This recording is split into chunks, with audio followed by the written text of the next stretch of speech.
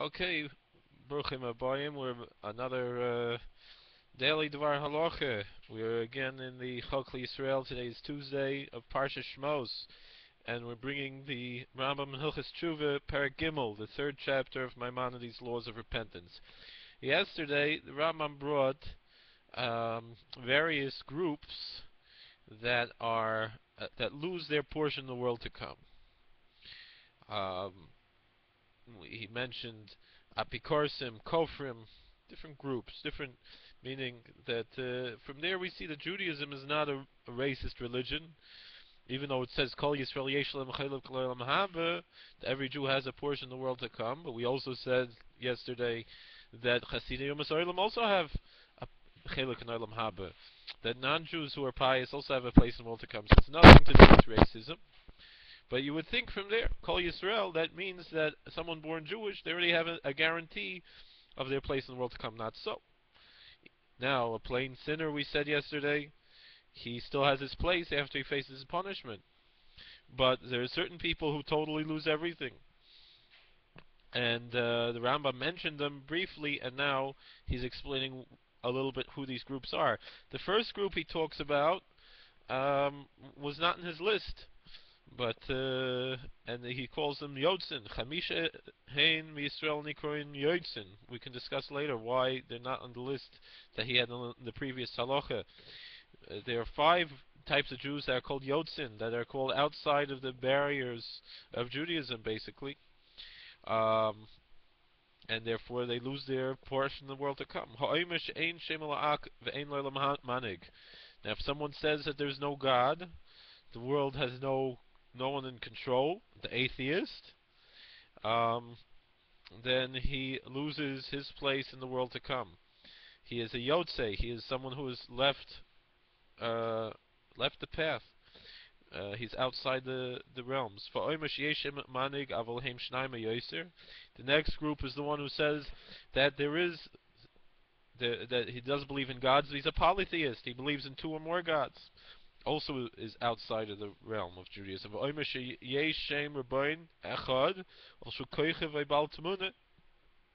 The next group is the monotheist who believes that God has a form, has a shape, like a star or some other form, or a person, or whatever it is, that God is corporeal.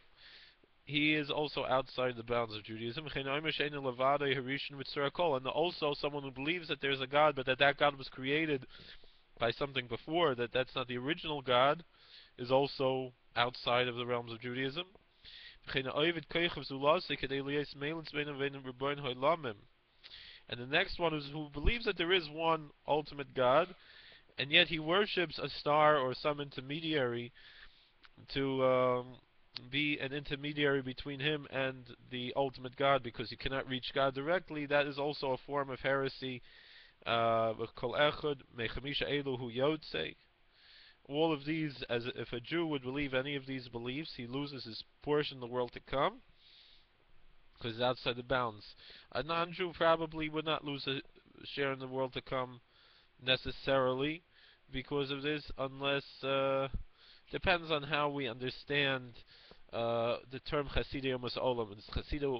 There are many opinions that say Chasidei Umas Olam is not necessarily one who faithfully observes the Sheva Mitzvahs B'nai Noach, and that even this is based in a portion in Tanakh, in the book of Malachi, in Sefer Malachi, where it says Mimizrach HaShemesh Ad Mavoyai Godel Shmi B'Goyim, that from the rising of the sun to setting thereof, great is my name among the nations.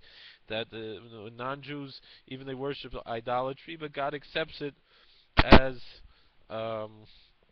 if they were worshiping Him because they just don't know any better. If they knew better, then they are obligated to abandon their idolatry. But if they don't know any better, they're not held responsible for it, according to many opinions.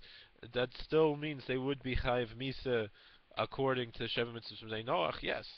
But still, they could still have a title of Chasidei Umas Olam and have a place in the world to come.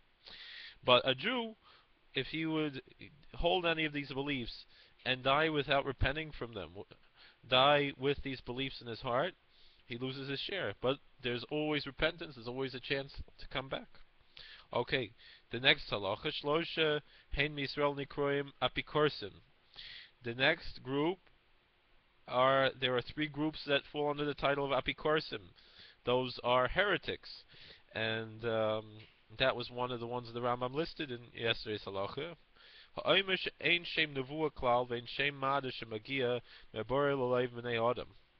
The first one who's called an apikoros is the agnostic, is the one who says that there's no such thing as prophecy, and that there's no way for God to communicate into the hearts of human beings, and so there's no religion. That person, an agnostic, would be considered an apikoros in the lashon of the Rambam, and therefore, as a Jew, he would lose his share in the world to come. In the opinion of the Rambam, that's what falls under the title of apikoros. The word apikoros, there are two etymologies for the word. One is that Epicurean, a follower of the Greek philosopher Epicurus, and another opinion is that it's from the term hefker, to be ownerless and loose. But either way, colloquially, it refers to a heretic. And so the first heretic is the agnostic, the one who doesn't believe in prophecy, the one who doesn't believe in the possibility for God to speak to people. Of course, now we've lost that, but at one time in history there was nevuah, and if someone denies that there was no time in history that there was nevuah, we hope in the future, when Mashiach comes, we know it'll come back again. We hope it should be soon, and so that's an apikoros. The next apikoros is one who does believe in true religion. However, he denies the prophecy of Moses, and he says that that's not the true prophecy, but there's a different prophecy, or he disagrees with Moses' prophecy. That one is called the apikoros, and also called a heretic. And the third apikoros, Adam. And the third one that's called apikoros is the one who says that God does not know about the deeds that human beings do, that he's not aware of what we do. Then it's also called an apikoros. Kol echad mishlosha elu hein apikorsin. All these three are called Rachman al-Atzlan apikorsin, heretics. And the third halacha, shloisha hein miyisrael hakofrim b'Torah. The next group we called was the kofir, was the infidel, the denier. And the kofir, the first kofir, the first denier, ha'omer she'eina Torah mi'im Hashem, afilu pasuk echad, afilu teva echad. The first kafir who loses his share in the world to come is the one who says that the Torah didn't come from God, even if he believed that the whole Torah came from God, but that one verse Moses wrote by himself, or all the more so if he believes it was written later, as the Bible critics do, and unfortunately many of the more prominent and larger denominations of Jews do subscribe to this as their official standpoint, even though maybe the individuals who worship in their places of worship might not ascribe to it, and maybe many of the rabbis don't personally ascribe to it. They're only taking those jobs because they're making more money or whatever it is. But the official view of those movements is to accept Bible criticism, which would be considered a kofir. And that would be even if they believe that Moses wrote it, but he wrote it on his own. So all the more so, those who believe that it was written later in time. And that's not only the Torah was written, but even the Torah that, even if one verse or even one word of the Torah is called a kofir. V'chein a kofir perusha, hu Torah shebal peh. Also, someone denies the oral Torah, the explanation of the written Bible, is also called a kofir. And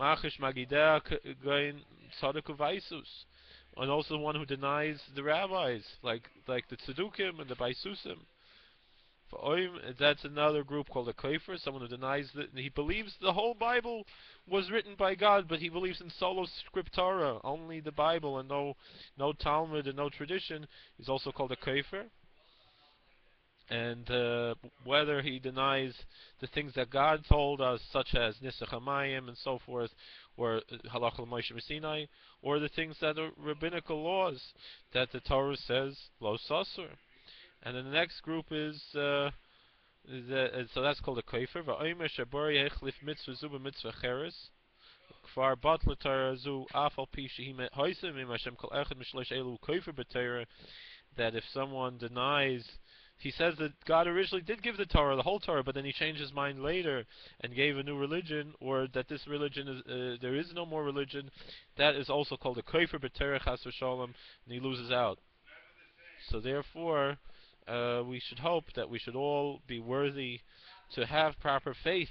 You know, there's orthodoxy and orthopraxy. If you can't live up to the orthoprax life, if you don't believe, if you're not ready to keep everything, at least believe, because then you won't lose your place in the world to come. As long as you believe, that's the first thing. Even if you'll face punishment for the sins you'll do, at least you'll have something to look forward to afterwards. And you can always do tshuva any time. But at least you have to have that fundamental belief. The Satmar Rav said that God has patience for everything, but for any sin except for heresy. So we have to be careful to have faith, and then we should be blessed with blessings and all good things. We'll see you tomorrow, Kol Tuv.